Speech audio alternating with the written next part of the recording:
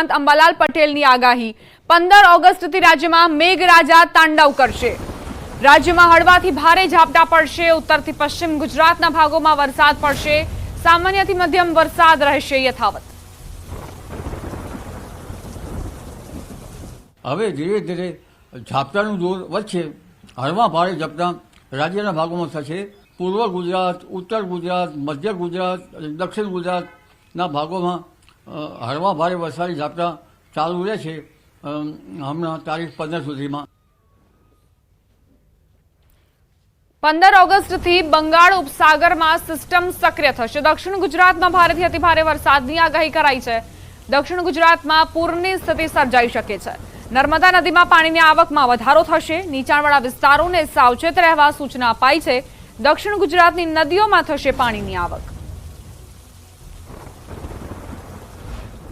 15 ઓગસ્ટથી લગભગ હિન્દ મહાસાગરમાં એક વાયુક્ષોભ મંડળમાં એટમોસ્ફેરિક વેવ મજબૂત બને છે, જેના કારણે બંગાળ ઉપસાગરમાં સિસ્ટમો બનતી જશે।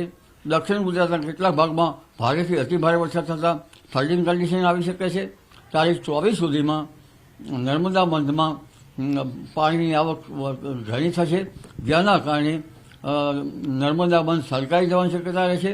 એટલે નર્મદા નદીના નીચાણવાળા ભાગોમાં રહેતી જનતાએ સાવચેતી રાખવાની શક્યતા રહેશે અને દક્ષિણ ગુજરાતની કેટલીક નદીઓમાં પણ પાણીની આવક આવશે। સપ્ટેમ્બર ઓક્ટોબરમાં લા નીનોની અસર દેખાશે। સપ્ટેમ્બર ઓક્ટોબરમાં ચક્રવાતનું પ્રમાણ વધશે। શિયાળામાં વધુ માવઠા પડશે તેવી આગાહી। લા નીનોની સંતા કુકડીમાં હવામાન ખાતું કે તજજ્ઞો જે છે તેના અહેવાલો એક સરખા અસફળ રહ્યા જણાય છે અને હવે જો લા નીનોની પરિસ્થિતિ લગભગ સપ્ટેમ્બરના અંતમાં કે ઓક્ટોબર માસમાં થઈ શકે તો વરસાદ અંગે જોઈએ તો આ વખતે ચોમાસું વિદાય લેતું હોય છે। સપ્ટેમ્બર માસમાં બંગાળ ઉપસાગરમાં હવાના હળવા દબાણ ભારે ઊભા થાય અને ચક્રવાતનું પ્રમાણ વધી શકે। ઓક્ટોબરમાં પણ ચક્રવાતનું પ્રમાણ વધી શકે અને નવેમ્બરની શરૂઆતમાં પણ ચક્રવાતનું પ્રમાણ વધી શકે અને ક્યારેક ક્યારેક ગરમી પડે તો આ પવનો ક્યારેક અસર કરી શકે અને શિયાળામાં વધુ માવઠા થવાની શક્યતા રહે। ગઢડા રોડ પર આવેલા કેશવ પાર્કના રહીશો પ્રાથમિક સુવિધાના અભાવે અનેક સમસ્યાઓનો સામનો કરી રહ્યા છે। વિસ્તારમાં પાણી, રસ્તા, ગટર લાઇન સહિતની સુવિધાઓ ન મળતી હોવાની ફરિયાદ છે। રસ્તા પર ગટરના ગંદા પાણી ઉભરાતા સ્થાનિકોએ ત્રાહિમામ પુકારી ઉઠ્યા છે અને વિસ્તારમાં રોગચાળો ફેલાવાની ભીતિ સેવી રહ્યા છે। અનેક વખત રજૂઆતો કરાઈ છતાં સમસ્યાનું નિરાકરણ ન આવતા સ્થાનિકો રોષે ભરાયા અને જલ્દી સુવિધા પૂરી પાડવામાં નહીં આવે તો આગામી સમયમાં ઉગ્ર આંદોલન કરવાની ચીમકી ઉચ્ચારી। આ સોસાયટી 10-12 વર્ષથી બનેલી છે પણ અહીં નથી રોડ કે નથી ગટર, કોઈ સારી એવી યોજના નથી। અમે હાઉસ ટેક્સ કમ્પ્લીટ ભરવી છે તો છતાં અમને આ સુવિધા શા માટે એમ।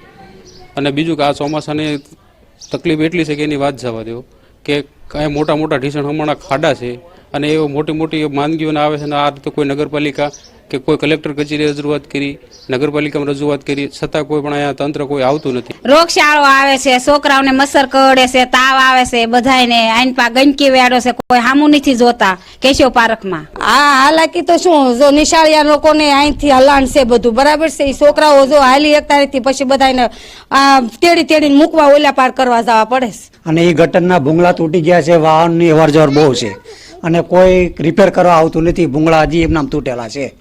આવી અવારનવાર અરજી કરી નગરપાલિકામાં કેટલી દાન જીયા। નિશાળ અમારી બાજુમાં આવી છે અને નિશાળના છોકરા અહીંયા હાલી ચાલીને જાય છે, ત્યાં પાણીમાં હામા કાંઠે મૂકવા જવું પડે એટલી તકલીફ છે।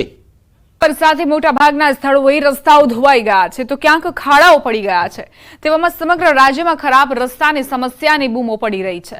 હવે લોકો સ્વખર્ચે જ રસ્તાનું સમારકામ કરવા મજબૂર બન્યા છે। વાત છે અમરેલીની, જ્યાં વડિયાથી બાંટવા દેવલી સ્ટેટ હાઈવે લાંબા સમયથી બિસ્માર હાલતમાં છે, જેને વડિયાના વતની અને હાલ સુરતમાં રહેતા વેપારીએ સ્વખર્ચે જ રસ્તાનું સમારકામ કરાવ્યું. વેપારીને પોતાના વતન આવતા સમયે આ ડિસ્કો રોડનો સામનો કરવો પડતો હતો, જેને લઈ તેઓએ અનેક વખત સરપંચ સહિતનાઓને રજૂઆત કરી, પરંતુ સરપંચને મંજૂર સ્ટેટ હાઈવે નવરાત્રી બાદ બનાવવાનું ધારાસભ્યએ વચન આપેલું હતું, પણ નવરાત્રી સુધી લોકોને હાલાકી ભોગવવી પડે તે ખેર ધારાસભ્યને જાણ નહીં હોય, જેથી કંટાળીને આખરે વેપારીએ પોતાના ખર્ચે રસ્તામાં માટી નંખાવી સમારકામ કરાવડાવ્યું. માટે મેં રજૂઆત કરી સરપંચને કે ભાઈ આનું તાત્કાલિક ધોરણે તમે કોઈ પણ સોલ્યુશન શું થઈ શકે, તો કે આપણે ભરતી જે ટાઈલ્સ છે અત્યારે વડિયાની અંદર એ લોકો નખાવી રહ્યા છે પંચાયત વાળા, તો મેં તો આપણે આ કામ કરાવવું હોય મને કે તો પછી કે તમારે કોઈ દાતા ગોતવા પડે. મેં તો મારા ખર્ચેનું આ રોડ આખો કરાવી દઉં, વડિયાથી બાટવા દેવડી સુધી સ્ટેશન સુધી જે રસ્તો ખરાબ છે એ મારા ખર્ચે હું કામ ચાલુ કરવાનું કીધું. વરસાદની સિઝન ચાલી રહી છે અને રાજ્યભરમાં રોગચાળાએ માઝા મૂકી છે અને તેમાં પણ બાળકોમાં ચાંદીપુરા વાયરસનું જોખમ વધી રહ્યું છે. ત્યારે આણંદ શહેરના મહાવીર ઝુંપડપટ્ટી પાસે આવેલ સરકારી પ્રાથમિક શાળા અને આંગણવાડીમાં ભણતા બાળકોના સ્વાસ્થ્ય સાથે ચેડા થઈ રહ્યા હોય તેવા દ્રશ્યો સામે આવ્યા. શાળાના કમ્પાઉન્ડમાં લીલનું સામ્રાજ્ય જોવા મળ્યું તો શાળાની આસપાસ ગટરના ગંદા પાણી ભરાયેલા જોવા મળ્યા. ભરાયેલા પાણીમાં માખી અને મચ્છરોનું સામ્રાજ્ય જોવા મળ્યું. આ દ્રશ્યોથી પ્રશાસનની કામગીરીની પોલ ખુલી. સરકાર રોગચાળો અટકાવવા અનેક પ્રયાસ હાથ ધરી રહી છે, ત્યારે આ ગંદકીના કારણે શાળાએ આવતા બાળકોમાં કોઈ ગંભીર બીમારી ફેલાય તો કોની જવાબદારી રહેશે તે એક મોટો સવાલ. વરસાદી પાણીના નિકાલ માટેની કોઈ જ વ્યવસ્થા શાળા નંબર 18માં નથી. તમે જોશો કે ગ્રાઉન્ડમાં અત્યારે વરસાદી પાણીના હિસાબે લીલ પણ જામી ગઈ છે અને એનો રસ્તો બી એટલા મોટા મોટા ખાડાઓ અંદર પડી ગયા છે રસ્તામાં કે ના પૂછો વાત. જોઈ શકો છો કે આ સ્કૂલનો જો અંદરનો લીલ પણ થાય છે, વરસાદી પાણી વારંવાર ભરાઈ જાય છે અને રોજબરોજ કચરોનો બહુ ઢેર છે અહીંયા, એટલે બાળકોના સ્વાસ્થ્યને બહુ પ્રોબ્લેમ થાય એવા છે. માટે નગરપાલિકા અદ્યતન સુવિધા સાથેનું પેન યુઝ ટોયલેટ ત્યાં અદ્યતન સુવિધાવાળું અત્યારે બની રહેલ છે, લગભગ બનીને તૈયાર થઈ ગયું છે. અત્યારે પાણીનું જોડાણ અને ગટરનું જોડાણ આપવાની કામગીરી ચાલુ છે. એ બંને જોડાણ અપાઈ જાય ત્યાર પછી એને ખુલ્લું મૂકવામાં આવશે અને ત્યાર પછી આ ગંદકીનો પ્રશ્ન લગભગ નહીં રહે. સુરેન્દ્રનગરમાં મૂળચંદ રોડ પર બનાવેલા સુએજ વોટર ટ્રીટમેન્ટ પ્લાન્ટની આસપાસના રહીશો પરેશાન છે. નજીકમાં આવેલી છાત્રાલયની વિદ્યાર્થીઓને ભારે હાલાકી ભોગવવાનો વારો આવ્યો છે. નગરપાલિકાએ ગંદા પાણીને ટ્રીટ કરી તે પાણી ખેડૂતો તેમજ ઉદ્યોગોને પૂરું પાડવા માટે પ્લાન્ટ બનાવ્યો હતો, પરંતુ આ પ્લાન્ટમાંથી છોડવામાં આવતા ગંદા પાણીથી આસપાસના વિસ્તારમાં મચ્છરોનો ઉપદ્રવ વધી રહ્યો છે, જેથી સ્થાનિકોને મેલેરિયા અને ડેન્ગ્યુ જેવા ગંભીર રોગ ફેલાવાની દહેશત છે. ત્યારે આ પ્લાન્ટમાંથી છોડવામાં આવતા ગંદા પાણીનો નિકાલ અન્ય જગ્યાએથી કરવામાં આવે અથવા પ્લાન્ટને અન્ય જગ્યાએ ખસેડવા માટે સ્થાનિકોએ માંગ કરી. કરોડોના ખર્ચે જે એસટીપી પ્લાન્ટ બનાવ્યો છે ત્યાંનું ગંદુ પાણી છે છાત્રાલયની આગળથી જે ગટર છે એમાંથી વહે છે, તેમાંથી ગંદુ પાણી વહે છે. તેમાં આજુબાજુ મચ્છરનો ત્રાસ છે અને જીવજંતુનો ત્રાસ છે. હવે આ પાણી રહ્યું તાત્કાલિક નિકાલ કરવામાં આવે અને આ આજુબાજુ વિદ્યાર્થી કોલેજો અને છાત્રાલય આવેલી છે તે વિદ્યાર્થીઓ છાત્રાલયમાં જીવજંતુઓ અંદર પેસી જાય છે અને છાત્રાલયમાં રહેવામાં આ ગંદા પાણીથી મચ્છર જે જંતુઓ જેવાથી રોગો પણ ફેલાય છે, જેનાથી અમારા સ્વાસ્થ્યને હાનિ પહોંચે છે. લગભગ 60 થી 70 કરોડના ખર્ચે પાઇપલાઇન દ્વારા પાણી જાય એ રીતની વ્યવસ્થા માટે ટેન્ડર થઈ ગયું છે અને એ પ્રક્રિયા થોડા ટાઈમમાં પૂર્ણ થશે, જેથી કરીને શહેરની અંદર ક્યાંય ગંદુ પાણી નહીં દેખાય. સુરતના ડિંડોલીમાં હોટેલના ચોથા માળેથી પુણેના વેપારીએ આપઘાત કરવાના મામલામાં મોટો ખુલાસો થયો. મૃતક વેપારીને સુરતના ટેક્સટાઇલના 4 વેપારીઓ અપહરણ કરી લાવ્યા હોવાનું પોલીસ તપાસમાં ખુલ્યું. ત્યારબાદ વેપારીને હોટેલમાં ગોંધી રખાયો હતો. વેપારી પાસેથી 40 લાખ રૂપિયાની માંગણી કરાઈ હતી, જેથી કંટાળીને સાડીના વેપારીએ જીવન ટૂંકાવી લીધાનો પોલીસ તપાસમાં ખુલાસો થયો. ઘટનાના સીસીટીવી સામે આવ્યા છે. મૃતક વેપારી રાકેશ પંચારામ ચૌધરી પદ્માવતી કલેક્શનના નામથી સાડીનો વેપાર કરતો હતો, જો કે મૃતક મહારાષ્ટ્રના પુણે ખાતે પરિવાર સાથે રહેતો હતો. ફરિયાદના આધારે ડિંડોલી પોલીસે ટેક્સટાઇલના 4 વેપારીઓ વિરુદ્ધ દુષ્પ્રેરણાનો ગુનો નોંધીને તપાસ શરૂ કરી છે.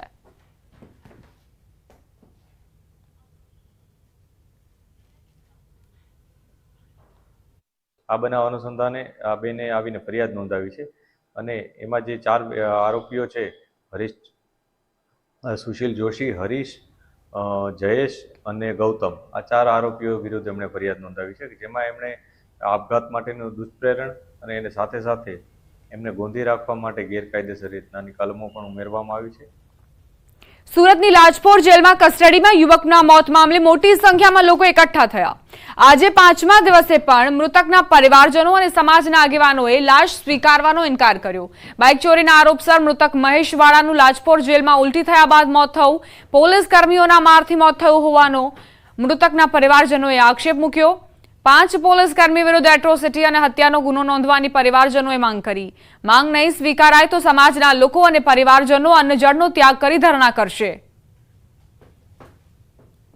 અનુજાતિ સમાજના મહેશભાઈ વાળા જે છે એમનું કસ્ટોડિયલ ડેથ થયું છે અને એને આજે 5 દિવસથી એની લાશ રઝળી રહી છે. હજી તંત્ર સંવેદનશીલતા બતાવતી નથી અને FIR દાખલ કરતી નથી. એટલા માટે પરિવારના સપોર્ટ માટે આખા સમાજ, ગુજરાતભરના સમાજ અહીંયા આવી રહ્યો છે. તંત્ર અને પોલીસ કોઈ પ્રકારે ધ્યાન દેતી નથી. હમણાં જ મેં મિત્રો સાથે વાત કરી તો એણે એવું કીધું કે DYSP પરમાર સાહેબે એવું કીધું છે કે ગુનો નોંધવામાં આવશે જ નહીં. તો સાહેબને પણ મારે એ કહેવાનું કે આપણે બાપુજીની પેટી નથી ચલાવતા, આપણે અધિકારી છીએ. રાજ્યમાં વરસાદ, ગુજરાતના ડેમો અને નદીઓમાં આવક થઈ રહી છે. ખાસ કરીને દક્ષિણ ગુજરાતના જળાશયોમાં સારી આવક થઈ છે. હાલમાં સરદાર સરોવર ડેમના 9 દરવાજા ખોલાયા છે, જેમાં ડેમની સપાટી 134.70 મીટર પહોંચી છે. તો ઉપરવાસમાંથી 2,39,000 ક્યુસેક પાણી છોડાયું, જેના કારણે ભરૂચ અને વડોદરા કાંઠાના ગામને એલર્ટ કરાયા. હાલ નર્મદા નદી 2 કાંઠે વહી રહી છે, જ્યારે તાપીના ઉકાઈમાંથી પણ 24 કલાકથી ડેમમાંથી તાપી નદીમાં પાણી છોડાઈ રહ્યું છે. હાલ ઉકાઈ ડેમની જળ સપાટી 334.90 ફૂટ છે, જ્યારે હાલ ઉકાઈ ડેમના 22 દરવાજા પૈકી 6 દરવાજા 4 ફૂટ સુધી ખોલીને 42,996 ક્યુસેક પાણી છોડાઈ રહ્યું છે. તો કાંકરાપાર ડેમ પણ છલકાયો છે અને ધરતીપુત્રમાં ખુશીની લહેર જોવા મળી રહી છે. આ તરફ નર્મદા ડેમમાંથી પાણી છોડાતા ડભોઈ નજીક નદીમાં આવક થઈ અને નર્મદા નદી કાંઠાના 4 ગામોને એલર્ટ કરાયા, જેમાં કરનાળી, ચાંદોદ, નંદેરિયા, ભીમપુરા ગામમાં એલર્ટ જાહેર કરાયું છે. તો અમદાવાદમાં સાબરમતી નદીના નીચાણવાળા ગામને લોકોને તાત્કાલિક ખસેડવા સૂચના અપાઈ. સાબરમતી નદીમાં પાણી છોડાતા હાલ વાસણા બેરેજના 3 દરવાજા ખોલી નખાયા છે, જેના કારણે ધોળકા, બાવળા, સાણંદ, સાબરમતી, વેજલપુર, વટવા અને દસક્રોઈ વિસ્તારમાં સૂચના અપાઈ છે.